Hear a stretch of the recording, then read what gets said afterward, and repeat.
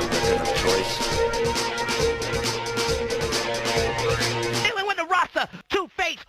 To keep doing daily videos on YouTube, I need to raise my Patreon and Subscribe Star income to a grand total of $200 a month. So if you're so inclined, help a chap out. Zang.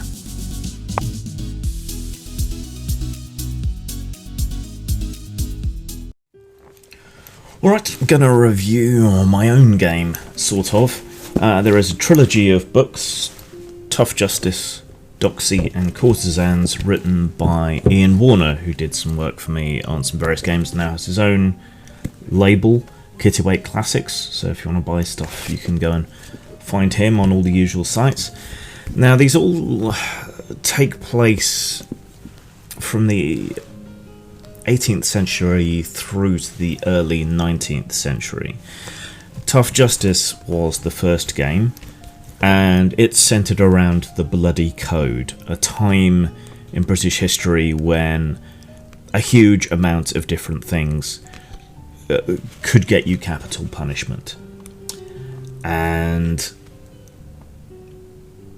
there were a lot of them, and many of them were quite petty. The alternative, of course, was often to be transported to Australia or a British colony. Now, Tough Justice puts you in the position, generally, of a lawyer and his various assistants and so on, investigating around some of these crimes, trying to make a case for your defendant, and to get them off from being hung, ideally. Of course, this may be more or less difficult depending on the crime, but some crimes that held capital punishment included things like cutting down young trees, sodomy, sacrilege, theft of livestock, stealing from a shipwreck, housebreaking, strong evidence of malice in a child. There were a lot of things that could lead to people being killed, even children being killed, though there were exceptions, more common exceptions at that time. Ian is autistic, and I bring that up only to point out that the game is extremely structured. He has a very formal idea of how it will be played. Preparation for the trial, the progress through the trial, the sentencing and all the rest of it. So while there is the basis of a very simple, it uses the same system as my Beer and Crisps games like Invaders and Urban Fairy. So the system's very simple, but this is very serious. But there's the basis there for playing a sort of Georgian game of intrigue and social one-upmanship and peril and so forth there. You could play the barrister and his mistress and some street urchins, maybe a soldier back from the war who he got off from another crime who helps him, things like that. So if you're interested in the era of the Enlightenment and of so many revolutions and so many advances in science and industry, but at the same time squalor and misery, high culture, but also gin, which was the crack cocaine of its time. You know, there's a lot to do in that period, and centering it around a social game or legal problems, that's one way of going about it. So if you want to play a sort of investigative, crime and criminal oriented game that's got a good tight structure but is so simple you can play it while drunk, then Tough Justice is a good bet. Now, the first companion to this game was Courtesans, which I haven't been able to locate my copy of. That's much more about social one-upmanship, playing the mistress of someone powerful, or her hangers-on and her beaux, and whoever else. So that's much more about high society and one-upmanship, because mistresses at the time, it wasn't considered quite so scandalous. The king's mistress, going back to the Restoration, you know, these kind of positions have been quite popular. It really depended on the person. So if you're more interested in that kind of courtly intrigue, one-upmanship, playing high society ladies and so on, using their sexuality to get ahead and to get rich and to get infamous or to get favours and so on, then that is a good bet. And it's also a good thing to play if you want to play the sort of Georgian Regency era sort of gentleman. You could easily turn that into more of a romance sort of genre, and the rules and so on will work all the way through to about the 1840s before they start to break down. Now, the last game in the trilogy is Doxy, and this is a lot more street level. It's centered around prostitutes and prostitution.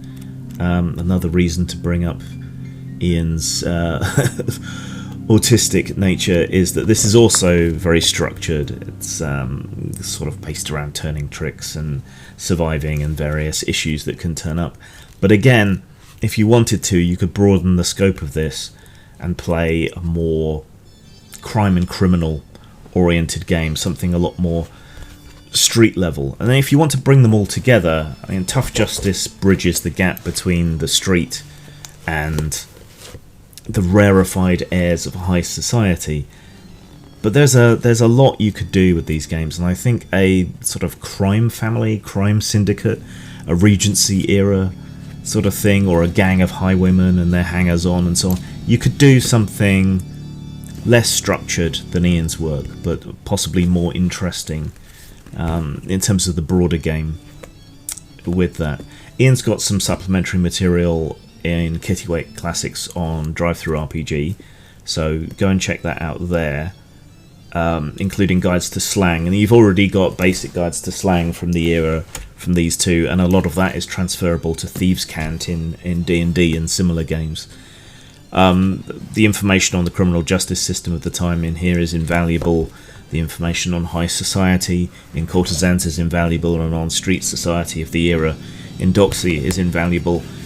You can get the same information from history books, or you can find it online, but it's nice and concise and gamer oriented in these books. So yeah, I've published them. I kind of mentored Ian to a point, so you know, it's tricky for me to review them. Style-wise, it's a basic layout of the kind that I tend to prefer. The artwork's mixed, but it's there, but it's eminently readable, and the same sort of style carries over to a greater or lesser extent to the additional books, though Ian did more of the work on the later ones. So style 3, substance, there's a lot in these books, and even if you don't prefer such a structured game as is present in most of them, the idea of sort of rounds and set actions and things you can do, I tend to prefer more freeform games myself. But if you prefer that kind of structured play, almost Powered by the Apocalypse in terms of moves and so on, but it's more rounds and you can be innovative within those rounds. So if you prefer a more structured game, then all of these games have that. It's not my personal cup of tea, but it didn't stop me publishing it. So in terms of substance, I think there's a lot in these games.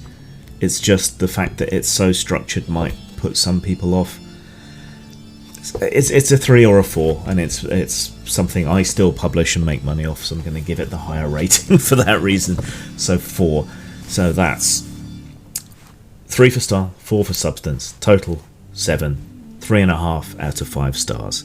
If you're interested in the Georgian period, the Napoleonic Wars, the Revolutionary period in America, and so on, and if you're interested in the high society and the Enlightenment and the bloody code, there's plenty here you can use, that you can blag, and because it's so simple, it's easily importable into other systems.